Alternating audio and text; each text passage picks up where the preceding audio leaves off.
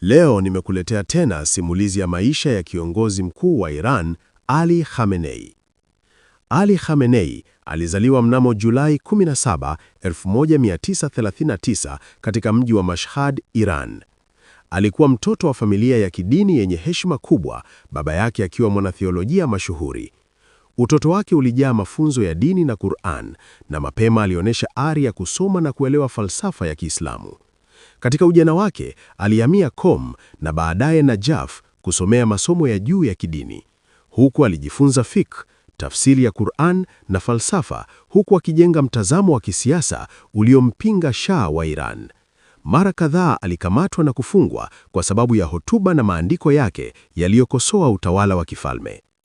Mapinduzi na kupanda madarakani. Mwaka 1979, mapinduzi ya Kiislamu yalipindua utawala wa Shah. Khamenei, akiwa mmoja wa viongozi wa harakati hizo, alipewa nyadhifa serikalini. Mnamo mwaka 1981, baada ya mauaji ya Rais Mohammad Ali Rajai, Khamenei alichaguliwa kuwa rais wa Iran. Aliongoza taifa wakati wa vita vya Iran na Iraq, akihimiza mshikamano wa kitaifa na kujenga taswira ya kiongozi thabiti. Baada ya kifo cha Ayatollah Ruhollah Khomeini mnamo mwaka 1989, Khamenei alichaguliwa kuwa kiongozi mkuu wa Iran. Hapo ndipo safari yake ya uongozi wa muda mrefu ilianza. Alijenga nguvu kubwa kwa jeshi la walinzi wa mapinduzi IRGC, akihakikisha kuwa taasisi zote za dola zilikuwa chini ya ushawishi wake. Katika miaka ya 1990 na 2000, alisimamia sera za kujitegemeza za Iran, akisisitiza haki ya taifa kuendeleza mpango wa nyuklia. Alikataa shinikizo la Marekani na washirika wake, akijenga taswira ya kiongozi anayepinga Magharibi. Mwaka 2009, baada ya uchaguzi wa rais, maandamano makubwa ya Green Movement yalitikisa Iran. Khamenei alisimama upande wa serikali, akiamuru vyombo vya usalama kukandamiza maandamano hayo. Tukio hili lilimjengea sifa ya kiongozi asiye na huruma kwa wapinzani wa ndani.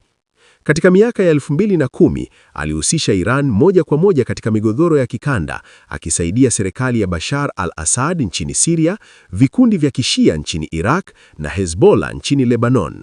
Hatua hizi ziliongeza ushawishi wa Iran katika Mashariki ya Kati, lakini pia zilileta vikwazo vikali vya kiuchumi kutoka Magharibi. Katika miaka ya 2020, maandamano ya kiuchumi na kisiasa yaliongezeka ndani ya Iran. Wananchi walilalamika kuhusu hali ngumu ya maisha na ukandamizaji wa kisiasa. Hivyo basi, Khamenei alidumisha udhibiti kwa msaada wa IRGC na vyombo vya usalama.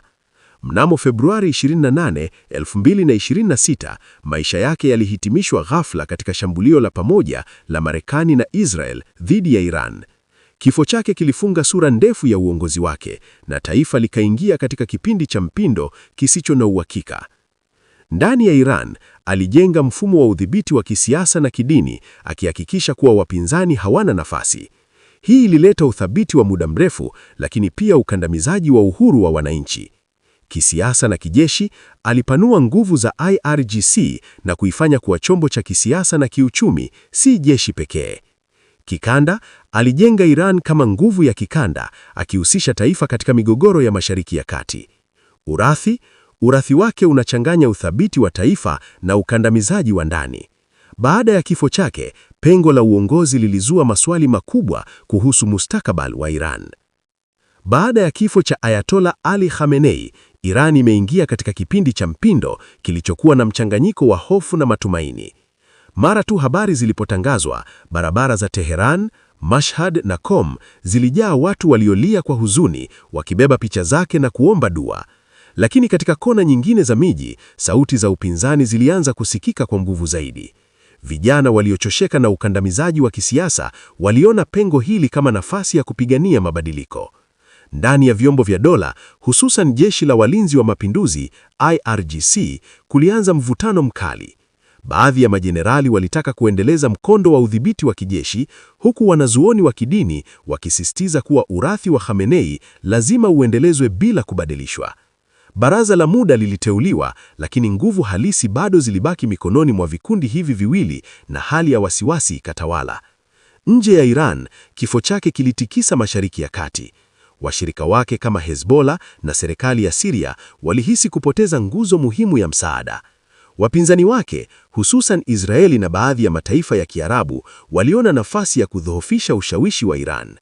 Marekani, ikiwa mshirika wa shambulio lililomuua, ilitazama kwa makini jinsi taifa litakavyokubaliana na kipindi cha mpindo.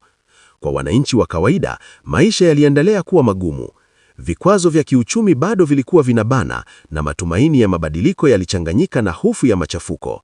Wengine waliona kifo chake kama mwanzo wa enzi mpya ya demokrasia, huku wengine wakihofu kuwa udhibiti wa kijeshi na kidini ungeendelea bila mabadiliko makubwa. Hivyo basi, urithi wa Khamenei uliendelea kuishi katika mvutano huu, uthabiti wa muda mrefu uliopatikana kwa gharama ya uhuru wa wananchi na pengo kubwa lililoleta taifa likiwa katika njia mpanda.